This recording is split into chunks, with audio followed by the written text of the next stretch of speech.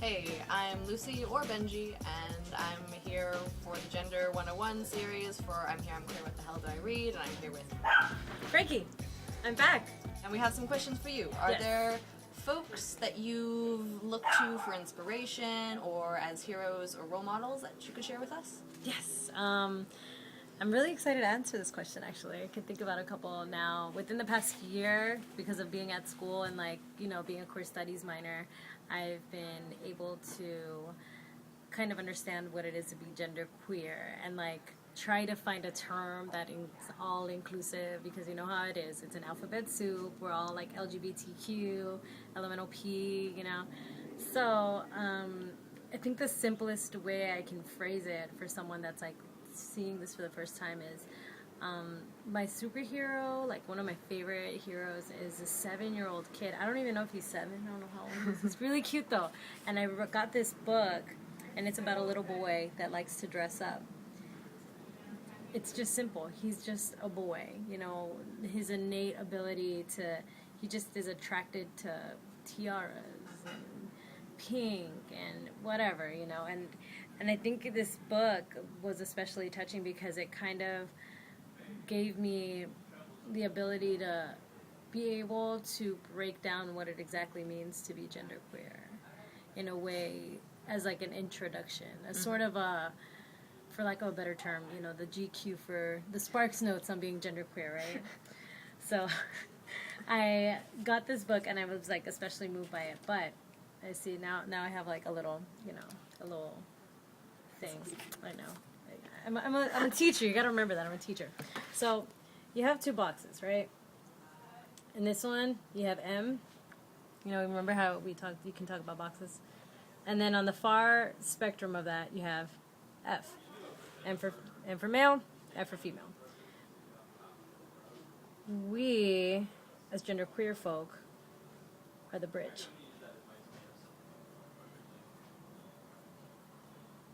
And there's a variation that happens within here.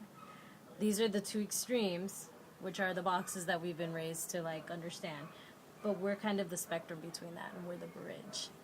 And that's probably it's a children's story that kind of just brought me to that definition where I'm okay, this is something you can agree to disagree with, but this is also something that if you're barely watching this, barely seeing, barely understanding what this term is, you can get this.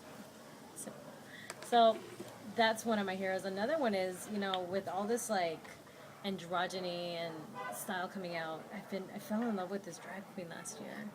I know I'm in love with a drag queen.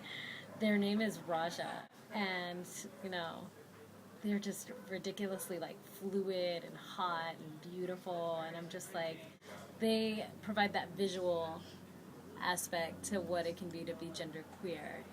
They might not necessarily know what being genderqueer is, but they are definitely a good example of think of someone that's very fluid in terms of their identity. That's them. But there's nothing wrong with having someone easy on the ice to like. Who else? Morrissey, and of course Freddie Mercury. Can you explain why either of those 2 are inspirational to you? Morrissey, because of his music. I think I just have an emotional attachment that he is able to be very feminine.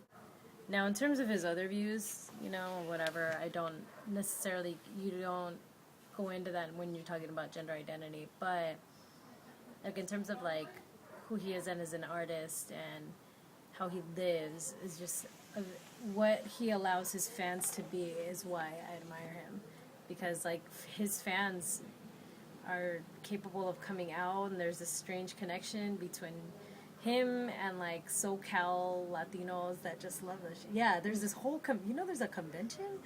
Yes, there's a convention. It's just complete devotion to Morrissey and how he is and how feminine and how there's a big following. But another person is Freddie Mercury. Freddie Mercury was just, he was a rock star. I don't even, to be the front man for Queen, and every single song reminds me of a rock show tune. Yeah, it's a total rock show tune, and for him, it's theater. He's transcending so many different forms of identities, and being able to dress up all the time and just be as flamboyant as you want to be is like, that's true queerness right there. So Thank you. you're welcome.